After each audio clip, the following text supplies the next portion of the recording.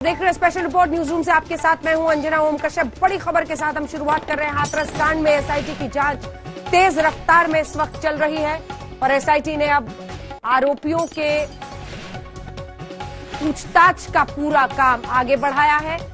आपको बताएं कि 2 आरोपियों के परिवार से एसआईटी की लंबी पूछताछ हुई है। पीड़ित परिवार के पड़ोसियों को भी तलब किया गया है। हर तरह से जानकारी हासिल की जा रही है। गांव के कुल 40 लोगों से पूछताछ करेगी एसआईटी। क्राइम सीन के पास मौजूद लोगों से होगी पूछताछ। जितेंद्र बहादुर सिंह हमारे सहयोगी से खबर पर हमारे साथ जुड़ रहे हैं। जितेंद्र, एसआईटी की जांच अब तेजी से बढ़ रही है। आरोपियों से, पीड़ित परिवार के पड़ोसियों से, सबसे पूछताछ। बिल्कुल अंजना, एसआईटी इन तमाम चीजों को लेकर के बड़े स्तर पर इस वक्त छानबीन कर रही है। पूछताछ का जो सिलसिला बढ़ाया है, सबसे पहले आज तक ने ही इस बात की जानकारी दी थी कि 40 लोगों को गांव के जो है उनसे पूछताछ एसआईटी की टीम करेगी और उसकी एक बाकायदे लिस्ट बनाई गई है जिसमें यह कहा जा रहा है कि 40 जो लोग हैं उसमें से वो लोग भी शामिल हैं जो आरोपियों के परिवार से जुड़े हुए हैं। और जो जानकारी मिली है, आज 2 लोगों को एसआईटी ने पूछताछ के लिए बुलाया है जो आरोपी परिवार से जुड़े हुए हैं। उनसे पूछताछ अभी चल रही है, ऐसी जानकारी मिली है। इसके अलावा ये भी जानकारी मिली है कि जो आस पड़ोस के लोग हैं, जो पड़ोसी हैं उस पीड़िता परिवार से, उन लोगों को भी पूछताछ के लिए एसआईटी ने बनाया, क्योंकि जिस तरीके के एविडेंस अलग अलग जगहों से, चाहे इलेक्ट्रॉनिक एविडेंस हो या फिर लोगों से जो पूछताछ के बाद एसआईटी के पास जानकारी आई है, उसमें जो एविडेंस मिले हैं उसके आधार पर एसआईटी अब आगे बढ़ रही है। और इन्हीं तमाम चीजों को लेकर के जो 40 लोगों की एक लिस्ट बनाई गई है, जिसमें अंजना आपको ये बता दें कि 14 सितंबर को जो सीन ऑफ क्राइम वाली जगह थी, वहां पर खेत में कितने लोग मौजूद थे, उन लोगों की तलाश की गई सबसे पहले और उसके बाद एसआईटी ने बाकायदे उनको पूछताछ के लिए बुलाया है। इसके अलावा पुलिस की जो लैप्सेस थे, उन तमाम चीजों को लेकर के भी एसआईटी पूछताछ करने के लिए गांव के लोगों से भी करेगी, जिसमें पुलिस के लोगों ने जो पीड़िता का शव जलाया था उसमें किस तरीके से उन लोगों ने यहां सही तरीके से गलती की और इन तमाम चीजों को लेकर के पूछताछ एसआईटी करेगी। अंजना, तो ये आज का बड़ा डेवलपमेंट है जिसमें एसआईटी इस तरीके से कदम बढ़ा रही है। बिल्कुल, 40 लोगों को समन किया गया है, पीड़िता के परिवार से भी, पड़ोसियों से और इधर आरोपियों से भी। आज दिन भर एक्शन का दिन रहा एसआईटी की तरफ से। इस वक्त हाथरस से हमारे साथ दोनों ही परिवार जुड़ रहे हैं। हमने ये कोशिश और पहल सिर्फ इसलिए की है कि दोनों पक्ष सामने आए, सच सामने आए कि आखिर उस दिन 14 सितंबर को क्या हुआ था। आप दोनों मेरे साथ लाइव जुड़ गए हैं। मैं सिर्फ इतना कहना चाहती हूं कि आप अपना परिचय खुद दें टीवी पर आज, क्योंकि हम पीड़िता के परिवार के लोगों का नाम नहीं रखना चाहते हैं। आप खुद अपने बारे में बताएं और अपना पक्ष रखें। बात की शुरुआत इस बात से हो कि 14 सितंबर को क्या हुआ था। सबसे पहले मैं पीड़िता के भाई से ये अनुरोध करती हूं कि आप अपना पक्ष बताइए, अपना रिश्ता बताइए पीड़िता से, और फिर बताइए कि 14 सितंबर को क्या हुआ था। हम लोग तीनों बहन और मेरी मम्मी और मैं, हम लोग चारा लेने गए थे जी। तो चारा एक गठरी को लेके मैं घर पे आ गया था। और हेलो जी, आपकी आवाज आ रही है, प्लीज पूरी बात बोलिए सतेंद्र जी। हेलो, हाँ अच्छा, हाँ तो हम लोग चारा लेके एक गठरी लेके मैं घर पे आ गया था करीब 9 पौने 9 बजे। और जो बहन थी वो मेरी माँ के पास थी, तो यहाँ पर आके मैंने भैंसों को कुछ पानी पिलाया है। लाइट आ गई थी उस समय, और जो मेरे आने के बाद ही जो घटना का अंजाम दिया गया है मेरी बहन का, तो जो बहन थी वो मम्मी ने बोला था कि ऐसा कर बेटा, घास को इकट्ठा कर ले और भैया आ रहे होंगे तेरे। तो मम्मी ने आगे चल के बोली कि मम्मी ऐसा कर और घास काट लो, मैं इकट्ठे कर रही हूँ। तो जो घास इकट्ठा करते समय ये जो आरोपी हैं, इन्होंने उसको अंदर पीछे से आके बाजरे खेत में से उसको अंदर खींचा गया है और उसके साथ दुपट्टा है उसके साथ अंदर लेके उन्होंने उसके साथ जबरदस्ती करके उसके साथ बलात्कार भी किया है। जब वहाँ को करीब ज़्यादा टाइम हो गया तो मम्मी ने सोचा कि अभी लड़की अभी आई क्यों नहीं, ना तो कुछ आवाज़ ही नहीं मेरे पास आई। तो मम्मी फिर उठ के गई हैं, तो मम्मी ने देखा तो वहाँ पर लड़की थी नहीं बहन। तो मम्मी रोड तक भी गई हैं, फिर वापस लौटी, 2-3 बार मम्मी ने राउंड भी मारे, तो मम्मी वो लड़की दिखी नहीं मेरी बहन। फिर अचानक ही उसकी जो चप्पल थी वहाँ पर पड़ी हुई मिली, जो खेत के किनारे पर जो मेड़ थी उसके किनारे मिली। तो मम्मी उस चप्पल के जरिए देखा तो अंदर पेड़ टूटे हुए थे। मम्मी उसी रास्ते के अंदर गई तो वो बहन वहाँ पर बेहोश हो पड़ी थी। उसके जो जीभ कट उसको जो भीजा, उसको जो गला दबाया था, उसकी जीभ कटी हुई थी, उसके ब्लड निकल रहा था और उसकी आंखों में ब्लड भी था। उसके बाद क्या तो किया आप मम्मी ने लोगों उसको जाकर देखा तो लड़की अपने उसके बाद कि वहाँ पर मम्मी ने आवाज़ भी दी किसी को, कोई है भैया यहाँ पर, क्या लड़की क्या हो गया, मम्मी ने आवाज़ भी दी है।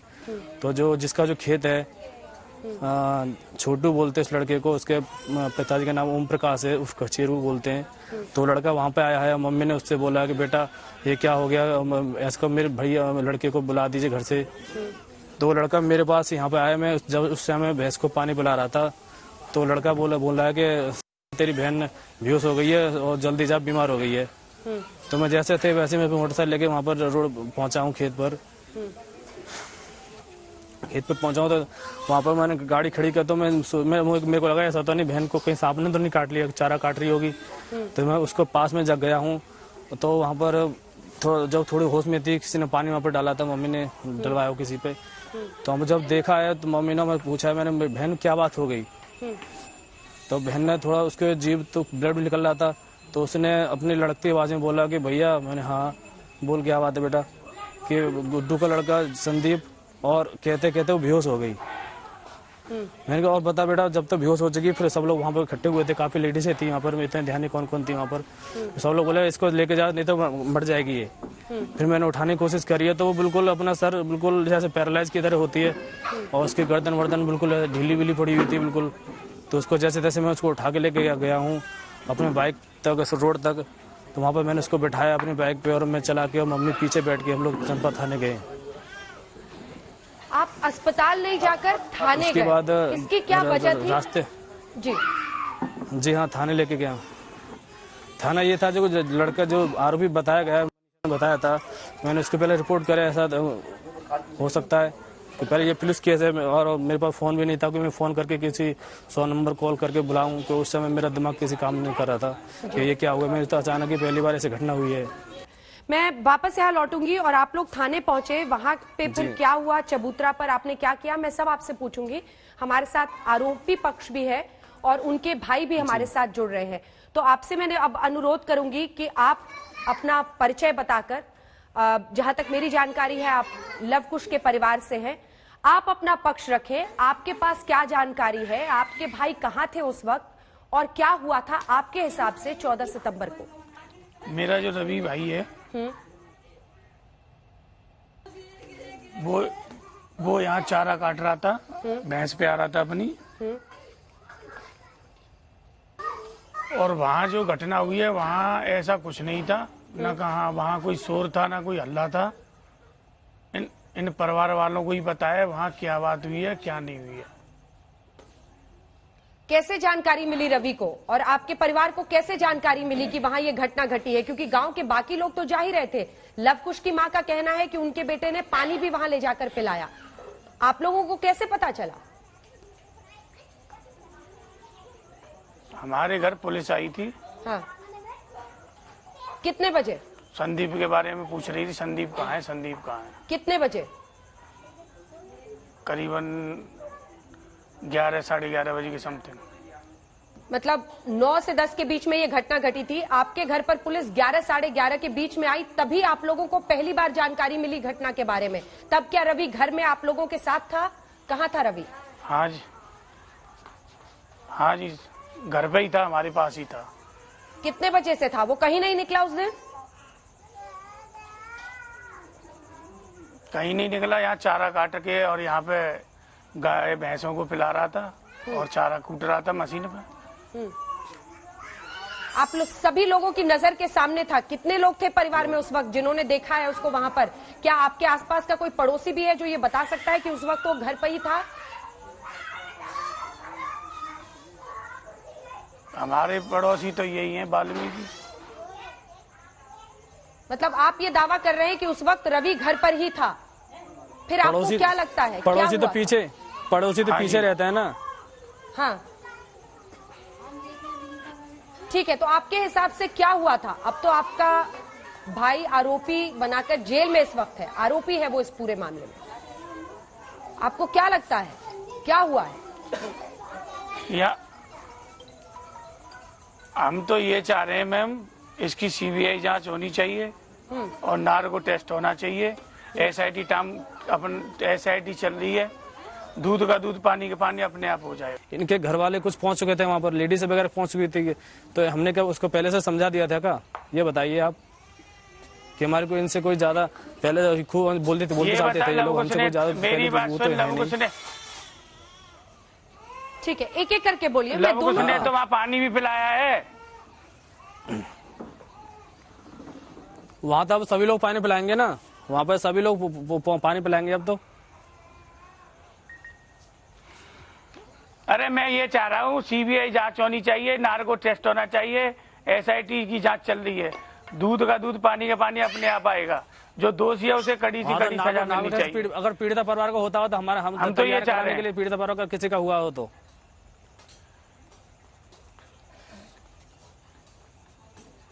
हम तो जो भी जांच है हम तो तैयार हैं।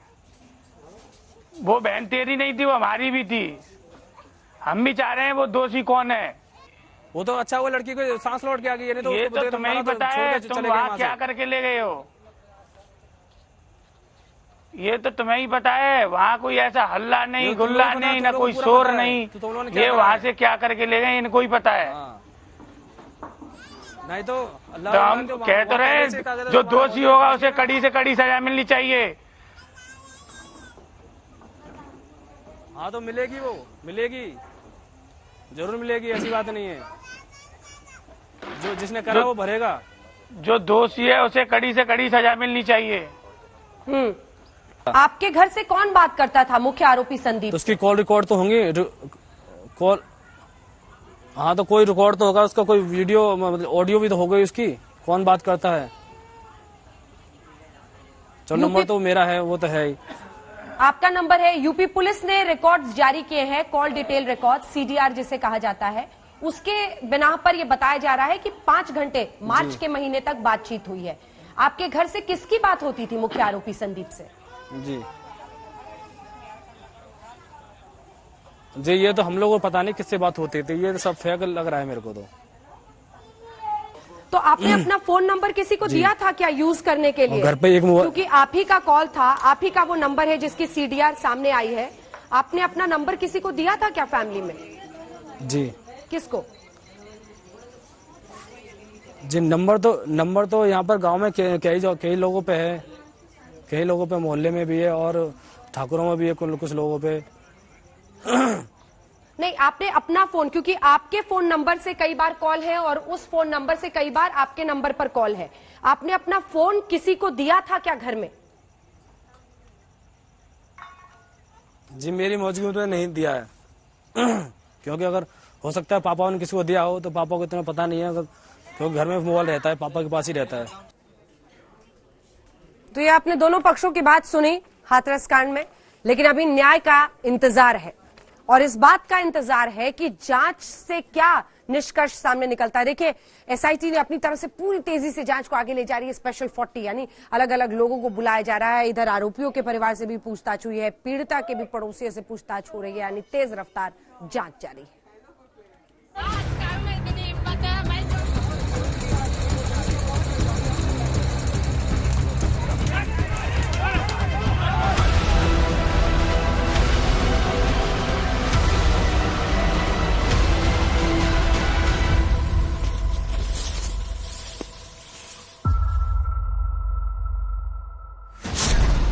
हाथरस कांड में कैसे चल रही है पड़ताल?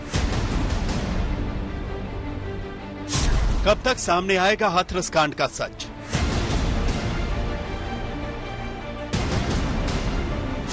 क्या एसआईटी दिला पाएगी हाथरस की पीड़िता को इंसाफ? अब 40 गांव वालों से क्या पूछना चाहती है एसआईटी?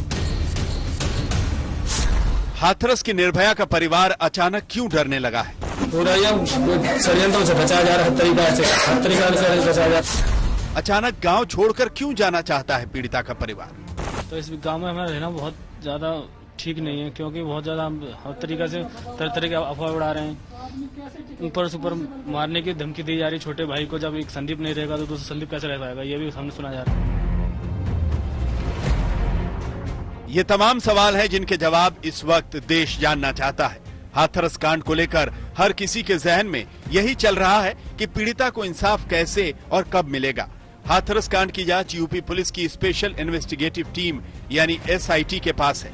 बार बार पीड़िता का परिवार कह रहा है उन्हें इंसाफ चाहिए, तो क्या SIT इंसाफ की कसौटी पर खरा उतर पाएगी?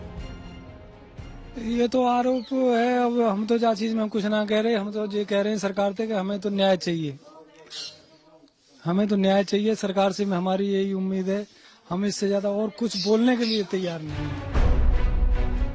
अब SIT के लिए ये सबसे बड़ी चुनौती है कि हाथरस की सच्चाई को बाहर लाए और ऐसी पड़ताल करे कि ना तो कोई गुनहगार बच पाए और ना ही कोई बेगुनाह फंस पाए।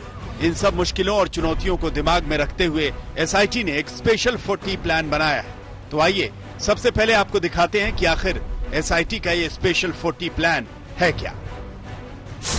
गांव में 40 लोगों से SIT करेगी पूछताछ। SIT ने बनाई 40 गांव वालों की लिस्ट। इस लिस्ट में आरोपियों से लेकर गांव के चश्मदीद, इस लिस्ट में गांव के प्रभावशाली लोग शामिल हैं। इस लिस्ट में दोनों परिवारों को जानने वाले लोग हैं। इसमें वो लोग हैं जो अंतिम संस्कार के वक्त वीडियो में दिखे। हाथरस कांड में SIT अपने स्पेशल प्लान के तहत काम कर रही है, तो पीड़िता को इंसाफ दिलाने के लिए आज तक की टीम तैनात खड़ी है।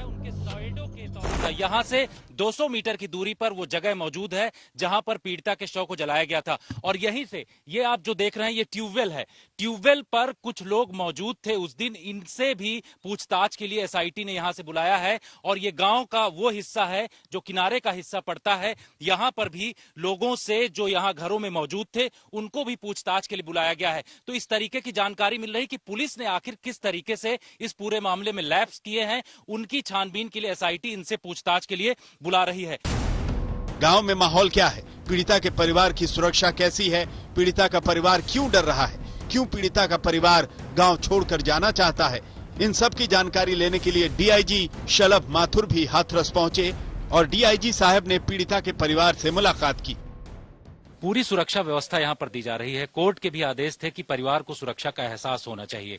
क्या इंतजामात हैं और कितनी सुरक्षा गांव के चारों तरफ दी गई है? गांव के चारों तरफ जो है मल्टी लेयर्ड में सुरक्षा दी गई। सबसे पहले जैसे आप देखते होंगे, जैसे गांव में आप एंट्री करते हैं तो वहां पे बैरियर ड्यूटीज है। उसके अलावा जो हमारा जो पीड़ित का घर है उसके आसपास जो है PSC की तैनाती की गई है, सादे में ड्यूटी की तैनाती की गई है। जैसा आपने बताया कि इसके अंदर CCTV कैमरास लगाए गए हैं। फायर की यूनिट को अभी मेरे द्वारा चेक किया गया था। यहाँ पे DFMDs भी लगाए गए हैं और साथ ही साथ जो परिवारजन है उनको शेडोज भी प्रोवाइड किए गए। हर परिवारजन को 2-2 शेडोज प्रोवाइड किए गए। हम आपको बता दें कि हाथरस कांड पर सवालों के कटघरे में पुलिस और प्रशासन भी खड़ा है, और वो इसलिए क्योंकि लोग पूछ रहे हैं कि आधी रात को पीड़िता का अंतिम संस्कार क्यों किया गया, घुप अंधेरे में पीड़िता के शव को क्यों जलाया गया। किसी को तो पता होगा मैं क्या कोतवाल है? हो सकता हूँ पर बोल नहीं सकता हूँ मैं। अच्छा, कोई तो बता दे सर, हमको जरा बता दीजिए। जो बोल सकता है वो बोले। नहीं, कौन, ये क्या चल रहा है, इतना बस बता दीजिए सर, बस इतना सा मुझे बता दीजिए, बस मेरी इन्फॉर्मेशन। मैं क्राइम नहीं, अभी आप बोल रहे थे ना कि कुछ और चल रहा है। मुझे आई डोंट नो। नहीं, अभी आप मुझे, नहीं, अभी आपने मुझे बोला कि नहीं बॉडी नहीं है। क्या है सर, बॉडी है कि नहीं है? मेरी ड्यूटी यहाँ पर है आप लोगों को इस बताने मैं के लिए कि आप लोग आगे न बढ़े। बस मैं आगे नहीं बढ़ रही हूँ, आप मुझे बता दीजिए क्या चल रहा आप है। इस बारे में DN साहब से पूछना क्या चल रहा है सर? SIT उस घुप अंधेरे के सच को उजाले में लाने के लिए जांच कर रही है। उस रात अंतिम संस्कार के वीडियो में जो लोग दिख रहे हैं, SIT उन सभी से पूछताछ करेगी। SIT जिस तरीके से जो आस पड़ोस के घर हैं, यहाँ पर आपको दिखाना चाहेंगे कि इस तरफ जो इलाका है ये यहाँ पर आरोपियों का घर है और इसी के सामने जस्ट जो घर पड़ता है ये पीड़ित परिवार का घर है। SIT इनके जो अगल बगल के लोग हैं उनको पूछताछ के लिए बुलाया है। 40 लोगों की संख्या है, इनको नोटिस दी गई है। मानना यह जा रहा है कि इन लोगों से जानकारी ली जाएगी कि आखिर लापरवाही किस तरीके से हुई अंत्येष्टि के समय। इसके साथ ही 14 तारीख की जो घटना हुई थी उस घटना में कौन कौन से लोग हैं, क्या किसी प्रत्यक्षदर्शी ने इन तमाम चीजों को देखा, इसको लेकर के भी छानबीन की जा रही है। अब SIT इस बात की जांच करना चाहती है कि कहीं पीड़ित परिवार और आरोपी परिवार में कोई पुरानी रंजिश थी, और इसके लिए SIT दोनों परिवारों को जानने वालों से भी पूछताछ करेगी। हालांकि पीड़ित परिवार पहले ही कह चुका है कि केस की जांच सुप्रीम कोर्ट की निगरानी में हो। सीबीआई हाथरस में पहुंचेगी, इस केस का पूरा इन्वेस्टिगेशन करेगी, वो आप लोग को नहीं चाहिए? नहीं चाहिए। क्यों ऐसा आप लोग बोल रहे हैं? कहीं ना कहीं क्या भरोसा नहीं है सीबीआई पे भी? सर सीबीआई पे नहीं भरोसा नहीं भरोसा, क्योंकि वो भी हमें लग रहा है कि ऐसा ही कहीं नहीं चाहिए। नहीं चाहिए मैम, सीबीआई नहीं चाहिए तो फिर कौन जांच करेगा? कैसे जांच आगे बढ़ेगी फिर बताइए? ये मुझे नहीं पता मैम, सीबीआई जांच नहीं चाहिए हम लोगों को। सीबीआई जांच नहीं चाहिए। सुप्रीम कोर्ट में हमारे जज के जरिए से फैसला, सुप्रीम कोर्ट के जज करें, सुप्रीम कोर्ट के जज करें, उनकी निगरानी में रह के ये फैसला होना चाहिए।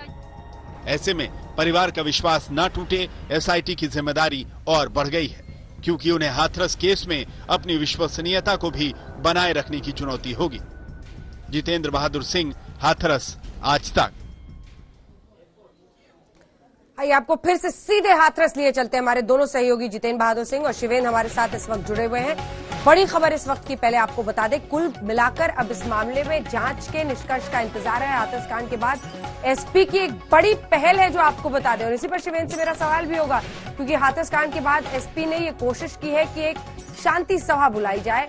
आम जो लोग हैं गांव में शांति बनाए रखने के लिए उन्होंने बैठक बुलाई। चंदपा थाना क्षेत्र में ये बैठक हुई है, अमन बनाए रखने की अपील की गई है इस बैठक के जरिए। और ये शिवेन सबसे बड़ी चुनौती है इस वक्त पर। एक बड़ी चुनौती है जांच में क्या सामने आता है, तो दूसरी तरफ शांति बनाए रखने की। दोनों तरफ से पहल हो रही है। लोग इस बात का इंतजार कर रहे हैं कि एसआईटी की जांच पूरी हो और फिर पूरा जो मामले का सच है वो सामने आए, तो दूसरी तरफ शांति बनाए रखना भी बहुत जरूरी है। उसी के लिए पहल शिवेन। देखिए अंजना, ये सबसे बड़ी चुनौती है। दो बड़ी सबसे बड़ी चुनौती इस मामले में ये है कि एक तो पहली बात ये है कि जो एसआईटी की जांच चल रही है उसमें जो भी सच्चाई है वो वाकई में पूरी गहराई के साथ बाहर निकल के आए, क्योंकि बहुत कंफ्यूजन क्रिएट हो गया। चाहे आरोपी पक्ष हो या पीड़ित पक्ष हो, दोनों ही एक दूसरे पर आरोप लगा रहे हैं, और जब तक वो सच्चाई पूरी क्लैरिटी के साथ बाहर नहीं आएगी तब तक संशय बना रहेगा। और ये चुनौती एसआईटी के सामने है, इसीलिए उन्होंने 7 दिन का बढ़ा करके टाइम 10 दिन का और वक्त लिया, अपनी जांच का दायरा बढ़ाया, 40 लोगों को नोटिस दी, तमाम लोगों से पूछताछ की ली, ताकि किसी की भी जो मंशा है बताने की वो न रह जाए। लेकिन इसके साथ साथ एक और बड़ी चुनौती है कि पूरे इलाके में शांति बनी रहे, यहाँ दलित बनाम सवर्ण न हो जाए। और यही बार बार कहा जा रहा है पीड़ित परिवार की तरफ से कि उनको खतरा है, वो नहीं रहना चाहते, और उनको लगता है कि कहीं ऐसा ना हो उन पे लोग हावी हो जाएं। पंचायतें हो रही थी, विपक्षी पार्टियां हमला कर रही थी, तो उसको बनाए रखने के लिए पहले तो यूपी सरकार ने 2 नोडल अधिकारियों की तैनाती की, शलभ माथुर डीआईजी और इसके अलावा राजीव कृष्णा, 2 लोगों को तैनाती की कि वो शांति व्यवस्था सुरक्षा को बनाए रखें। लेकिन उसके साथ ही लोकल जो एसपी हैं उन्होंने बाकायदा एक सभा बुला करके ये कहा कि किस तरह से शांति बनाए रखनी है। उसमें गणमान्य लोग, जो वहां के जो जहीन लोग हैं, जिन लोगों की बात लोग सुनते हैं, बुजुर्ग। हाथरस कांड में एसआईटी तो जांच कर रही है, लेकिन पीड़िता के परिवार ने एक सौगंध खाई है कि वो बिटिया की अस्थियां तब तक नहीं बहाएंगे जब तक बेटी को न्याय नहीं मिल जाता। इस बीच आपको बताएं, इलाहाबाद हाईकोर्ट ने स्वतः पूरे मामले का संज्ञान लिया था। अब उन्होंने पीड़िता के परिवार को बुलाया है और 12 अक्टूबर को पीड़िता का परिवार इलाहाबाद हाईकोर्ट में हाजिर होगा।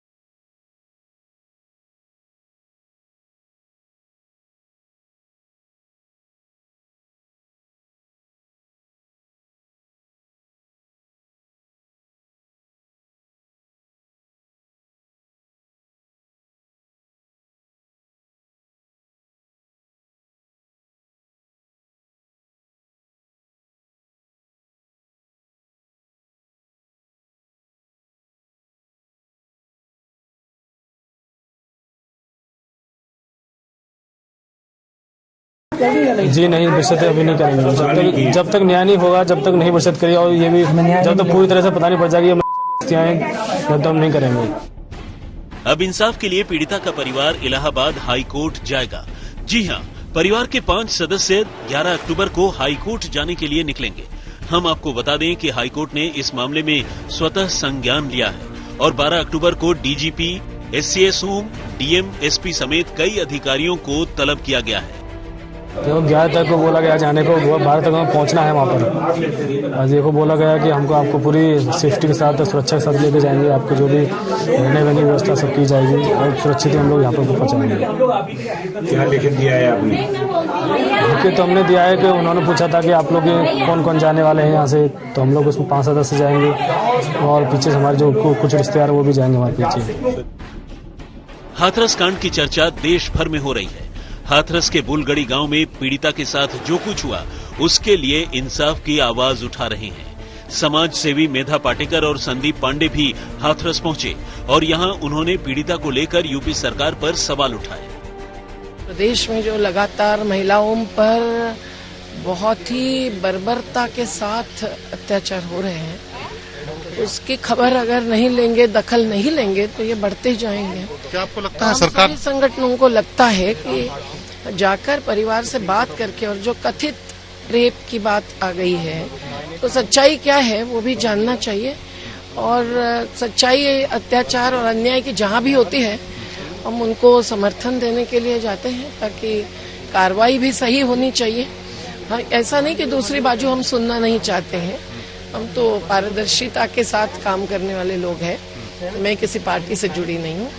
इस प्रकार से डेड बॉडी को जलाया गया, परिवार को नहीं दिया गया, और एक अस्पताल से दूसरे अस्पताल से, ये जो हकीकत पूरी अब जाहिर हो गई है, इससे तो साशंकता बहुत बढ़ती है किसी की भी। और दलित महिलाओं पर अत्याचार महाराष्ट्र में जो खैरलान जी का हुआ, आज तक केस का नतीजा नहीं आया। नहीं, हमें उम्मीद नहीं है, क्योंकि इस समय जो सरकार है वो ये साफ है कि वो अपराधियों को बचाने की कोशिश कर रही है, और हम लोग इसीलिए आए हैं। पिछले 4 दिनों में लखनऊ में भी हमने प्रदर्शन किए हैं, इसीलिए ताकि जो पीड़िता का परिवार है उसको न्याय मिले। एक बेटी के साथ बर्बरता के 25 दिन हो चुके हैं और 9 दिन से यूपी सरकार की तरफ से बनाई गई एसआईटी केस की जांच कर रही है। एसआईटी को 10 दिन का एक्सटेंशन भी दिया गया है। अभी तक हाथरस कांड में पीड़िता के परिवार को दिलासा देने के लिए कुछ भी नहीं है। शिवेंद्र श्रीवास्तव, हाथरस, आज तक। अब आपको राजस्थान की एक दिल दहला देने वाली खबर बताते हैं। राजस्थान के करौली से ये खबर आई है, जहां पर एक पुजारी को जलाकर मार डाला गया है। अभी तक जितनी जानकारी है, पहले इस पुजारी पर देखिए पेट्रोल छिड़का गया, फिर उसे जिंदा आग के हवाले कर दिया गया।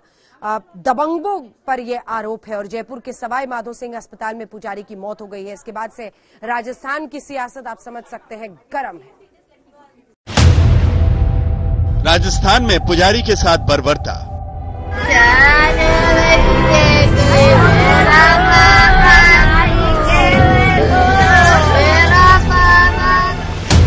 पुजारी पर टूटा दबंगों का कहर।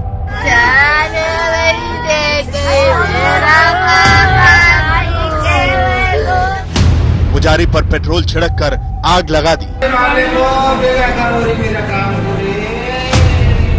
पुजारी को जलाकर मार डाला।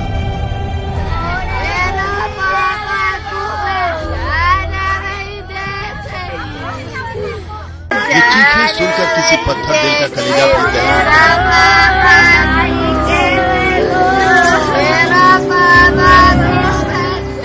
इस महिला की ये चीखें बता रही हैं कि यहाँ कुछ अनहोनी हुई है। जी हाँ, अनहोनी। मंदिर के एक पुजारी को यहाँ जलाकर मार डाला गया। यहाँ पर अब केवल राख बची हुई है, लेकिन ये राख गवाह है कि यहाँ किस तरह से पुजारी को हैवानों ने आग के हवाले कर दिया। सुनिए इस पुजारी की चीख, सुनिए इस बुजुर्ग की छटपटाहट। पुजारी का तन इस कदर जल चुका है कि हम आपको इसकी तस्वीर हूबहू दिखा भी नहीं सकते। पूरा तन झुलस चुका है, मुंह से आवाज नहीं, अर्थनाद निकल रहा है। मेरा काम मेरे भगवान। ये मामला राजस्थान के करौली जिले के सपोटरा इलाके के पुखना गांव का है। जहां दबंगों ने एक जमीन पर कब्जा करने के लिए बाबूलाल वैष्णव नाम के एक पुजारी को जिंदा ही आग के हवाले कर दिया। पुजारी का कसूर महज इतना था कि उसने दबंगों के जमीन कब्जाने का विरोध किया था। वोकड़ा गांव के मंदिर की सेवा करता था और मंदिर की सेवा करने के कारण गांव वालों ने इसको मंदिर माफी की जमीन दे रखी। वोकड़ा गांव के कुछ दबंग लोगों ने, जिनमें कैलाश मीणा और उसके लड़कों का नाम आ रहा है, कर्ण मीणा, कैलाश मीणा, उन्होंने जाकर वहां उस जमीन पर, उसकी समतल कराई हुई जमीन पर कब्जा करने की नीयत से उसमें छप्पर बांधने लगे। तो जानकारी में आया कि 2-3 दिन पहले कोई पंचायत भी गांव में मीटिंग हुई थी, लेकिन इन्होंने पंचों की और उसकी गुहार को स्वीकार नहीं किया और वो उस पर कब्जा करने पर आमादा रहा। पुजारी को बुरी तरह झुलसी हालत में जयपुर के सवाई मानसिंह अस्पताल में भर्ती करवाया गया, जहां पुजारी की मौत हो गई। पुजारी को जिंदा जलाने की खबर पूरे राजस्थान में जंगल की आग की तरह फैल गई। साथ ही पुजारियों और ब्राह्मण समाज के साथ साथ कई संगठनों का आक्रोश सामने आ गया। अस्पताल की मोर्चरी के सामने धरना शुरू हो गया।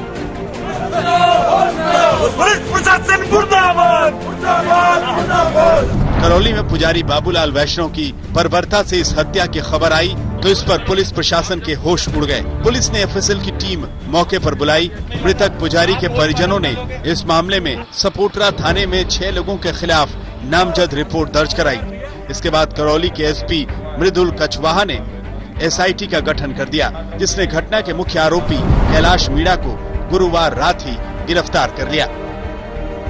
प्रकरण का मुख्य आरोपी कैलाश मीणा जो है उसे पुलिस की टीम ने गिरफ्तार कर लिया है। कल देर रात्रि में उसे डिटेन कर लिया गया है और आगामी जो है 6 टीमें हमारी वर्तमान में लगातार फील्ड में काम कर रही हैं और बाकी जो बचे हुए आरोपी हैं उनको भी जल्दी हम गिरफ्तार करेंगे। करौली में बुजुर्ग पुजारी की हत्या के बाद से सियासत गरमाई हुई है। बीजेपी राजस्थान सरकार पर हमलावर है। बीजेपी नेता और केंद्रीय मंत्री गजेंद्र सिंह शेखावत ने अपने ट्वीट में लिखा, करौली में एक मंदिर के पुजारी को जिंदा जला देना राजस्थान की दुर्दशा का हाल बता रहा है। अशोक जी, राजस्थान को बंगाल बनाना चाहते हो या राज्य जिहादियों को सौंप दिया है, या इसका भी ठीक रहा अपने राजकुमार की तरह मोदी जी या योगी जी पर फोड़ोगे? षड्यंत्रों से समय मिले तो काम भी कर लें। पुजारी को पेट्रोल छिड़क कर मार डालने की खबर सुनकर बीजेपी नेता और पूर्व मंत्री राज्यवर्धन सिंह राठौर भी पुजारी के गांव पहुंचे। राजस्थान के अंदर आज कोई भी सुरक्षित नहीं है, न बच्चे, न महिलाएं, न पुजारी, न ही पुलिस का मनोबल गिरता जा रहा है। जो सरकार 5 सितारा होटल में रहकर महीनों तक रहती है वो सिर्फ अपना बचाव कर सकती है, जनता का नहीं। और राजस्थान के जो मुख्यमंत्री है, जिन्होंने खुद किसी के लिए ये शब्द इस्तेमाल करे थे कि नकारा और निकम्मा, आज राजस्थान की कांग्रेस सरकार को इन शब्दों पर आत्मचिंतन की जरूरत है। बीजेपी कार्यकर्ताओं ने एसपी को ज्ञापन सौंपकर अधिकारियों की गिरफ्तारी के साथ साथ पीड़ित परिवार को 50 लाख रुपए का मुआवजा देने की मांग की है। बुजुर्ग पुजारी की जलाकर हत्या की खबर से राजस्थान सरकार के भी हाथ पांव फूले हुए हैं। सरकार कह रही है कि पुजारी के परिजनों को सुरक्षा दी जाएगी, साथ ही आरोपियों को बख्शा नहीं जाएगा। पहले 360 में हुई, लेकिन फिर जब उसकी डेथ हो गई तो 302 में कन्वर्ट कर दिया गया है, आईपीसी की धारा 302 में। और पुलिस द्वारा सुरक्षा का पीड़ित परिवार को आश्वासन और पूरी व्यवस्था की गई है। और जो मुलजिम है जिससे उनका पहले से विवाद था, उसको कैलाश मीणा नामक व्यक्ति है, उसको गिरफ्तार कर लिया। एक बुजुर्ग पुजारी को जलाकर हत्या का ये मामला तूल पकड़ चुका है। उधर गांव में मातम का माहौल है। पुजारी के परिवार वालों का रो रो कर बुरा हाल है। मामला दबंगों से जुड़ा है, कोई कुछ भी कहने के लिए तैयार नहीं। करौली से गोपाल लाल माली के साथ शरद कुमार, जयपुर, आज तक।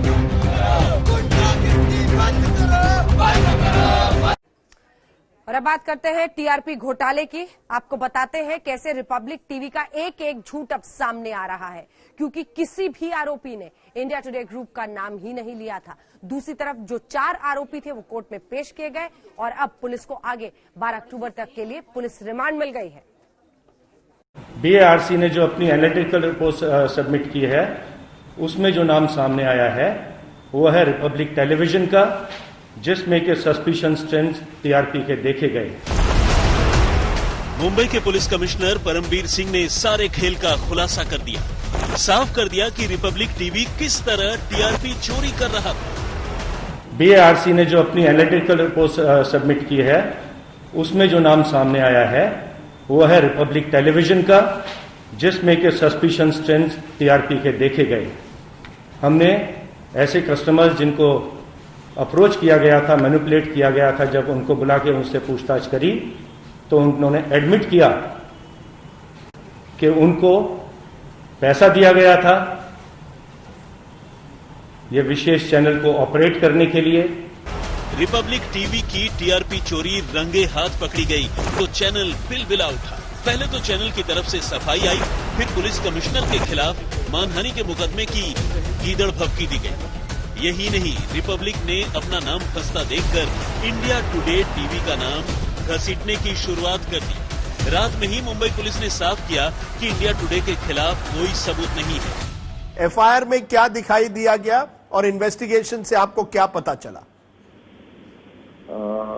ऐसा है, एफआईआर में इंडिया टुडे चैनल का नाम लिया गया है, लेकिन उस एक्यूज को जब हमने इंट्रोगेट किया तब उसने इंडिया टुडे का नाम ना लेते हुए रिपब्लिक टीवी, फक्त मराठी और बॉक्स सिनेमा ऐसे 3 चैनल्स का नाम लिया। 3 चैनल्स के खिलाफ एविडेंस बरामद हुए हैं। इंडिया टुडे या कोई और चैनल के खिलाफ भी अगर एविडेंस मिलता है तो इन्वेस्टिगेशन उस हिसाब से आगे जाएगा। यानी आप कह रहे हैं अब तक आपको इंडिया टुडे चैनल के खिलाफ कोई एविडेंस नहीं मिला, हालांकि उनका नाम एफआईआर में लिया गया था। जो एविडेंस आपको मिला वो ये 3 चैनल है, रिपब्लिक और 2 चैनल, इसलिए सीपी साहब ने इन 3 चैनलों का जिक्र किया। एग्जैक्टली, अभी तक ये 3 चैनल्स के खिलाफ एविडेंसेस मिला है। रिपब्लिक टीवी ने इस बीच एक और फर्जीवाड़ा किया। तेजल सोलंकी नाम की एक दर्शक का नाम लेकर रिपब्लिक ने ये झूठ फैलाया कि उसे इंडिया टुडे ने फोन किया था। तेजल सामने आई और रिपब्लिक के सफेद झूठ की पोल खोली। आपने जो स्टेटमेंट दिया है उसके अनुसार, उस स्टेटमेंट के अनुसार इंडिया टुडे आप देखते हो, उसके लिए आपको पैसे मिले हैं, ऐसा आपने स्टेटमेंट दिया था कभी? नहीं, कभी भी नहीं दिया है। और आप इंडिया टुडे देखते भी नहीं? नहीं, मेरे चैनल मेरे टीवी में आता ही नहीं, क्योंकि वो जो बैलेंस में भरवाती हूँ उसमें इंडिया टुडे जैसी कोई चैनल आती ही नहीं है। मुंबई पुलिस ने रिपब्लिक टीवी के सीएफओ को पूछताछ के लिए समन भेजा है। साथ ही देश की 2 बड़ी एड एजेंसी लिंटास और मेडिसन को भी समन भेजा गया।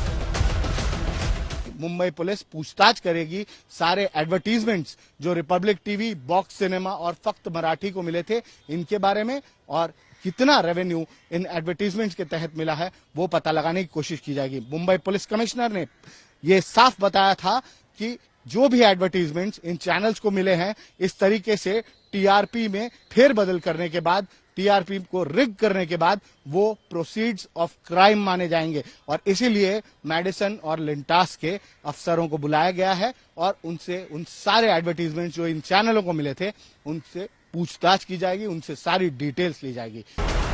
उधर टीआरपी स्कैम के 4 आरोपियों को मुंबई पुलिस ने कोर्ट में पेश किया, जहां से पुलिस को इन आरोपियों की 4 दिन की रिमांड मिल गई। अब पुलिस इनसे पूछताछ करेगी, फिर होगा टीआरपी चोरी के पूरे खेल का पर्दाफाश। विद्या के साथ दिव्येश सिंह, मुंबई, आज तक।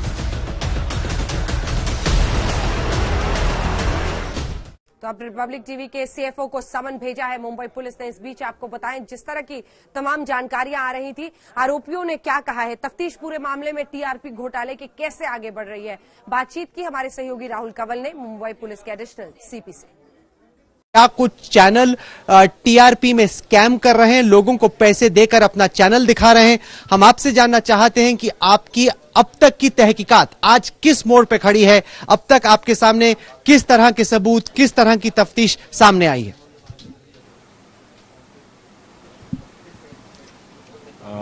ऐसा है, जो एफआईआर इस सिलसिले में मुंबई पुलिस के पास दाखिल हुई थी, उसमें इंडिया टुडे चैनल के बारे में लिखा था कि उन्होंने पैसे देके जो है टीआरपी रेटिंग चेंज करने की कोशिश की थी। उसमें कुछ विटनेसेस के नाम भी दिए हुए थे।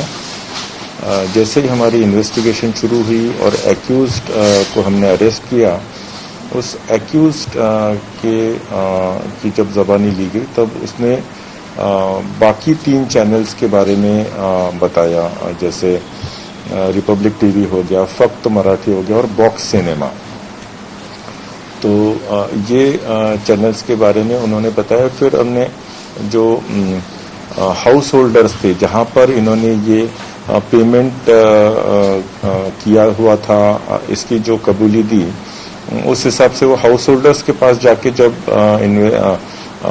इंक्वायरी की तब उन्होंने भी उनको इन 3 चैनल्स के लिए पैसे मिलते थे, ऐसे उन्होंने कंफर्म किया।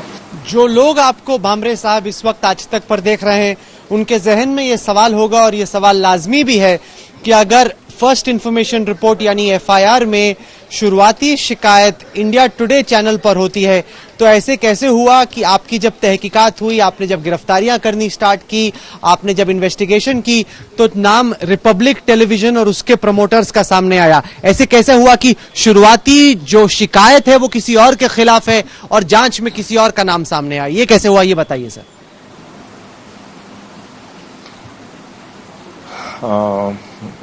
जो एक्चुअली एफआईआर के हिसाब से जो कुछ लोगों को विटनेसेस के तौर पे पेश किया गया था, उनके पास भी तहकीकात की गई, लेकिन उन्होंने ये सारी चीज़ें डिनाई की है कि ऐसा कुछ हुआ नहीं था करके। तो पुलिस जो काम करती है वो कम्प्लीटली एविडेंस के ऊपर आधारित काम करती है। जैसे जैसे हमको एविडेंसेस, मैंने जैसे बताया कि एफआईआर में अगर एविडेंस नहीं मिला, लेकिन आगे जाके अगर कुछ एविडेंस मिलता है तो we are all open to that. Investigation is completely open. जैसे जैसे एविडेंस मिलेगा वैसे वैसे इन्वेस्टिगेशन प्रोग्रेस होगी। और अब बात पूर्व केंद्रीय मंत्री रामविलास पासवान की। आज उनका पार्थिव शरीर पटना पहुंचा, जहां पर मुख्यमंत्री नीतीश कुमार और विपक्ष के नेता तेजस्वी यादव ने श्रद्धांजलि दी। एक बहुत बड़ी क्षति, बिहार के एक बड़े दलित नेता का अंत हुआ। आज देख ले कौन रचाता मौत के संग सगाई है, तिलक लगाने तुम्हें जवानों क्रांति द्वार पर आई है। जय प्रकाश का बिगुल बजा है, जाग उठी तरुणाई है, तिलक लगाने तुम्हें जवानों क्रांति द्वार पर आई है। मैं रामविलास पासवान 5 दशक के सक्रिय राजनीति के साक्षी रामविलास पासवान ने इस दुनिया को अलविदा कहा तो पूरे देश में उनके चाहने वालों में शोक की लहर दौड़ पड़ी। रामविलास पासवान के आखिरी दर्शन के लिए उनके आवास 12 जनपथ पर तांता लग गया। राष्ट्रपति रामनाथ कोविंद ने रामविलास पासवान को श्रद्धांजलि अर्पित की। प्रधानमंत्री नरेंद्र मोदी ने पासवान के पार्थिव शरीर पर फूल अर्पित किए, हाथ जोड़े। इस मौके पर चिराग पासवान रो पड़े। मोदी ने चिराग को ढांढस बधाया, जैसे कह रहे हों कि जिंदगी की यही रीत है। रामविलास पासवान को श्रद्धांजलि देने रक्षा मंत्री राजनाथ सिंह पहुंचे तो गृह मंत्री अमित शाह ने भी पासवान को श्रद्धांजलि दी। न्यूज़ रूम से इतना ही। देश दुनिया की बाकी खबरों के लिए आप देखते रहिए आज तक।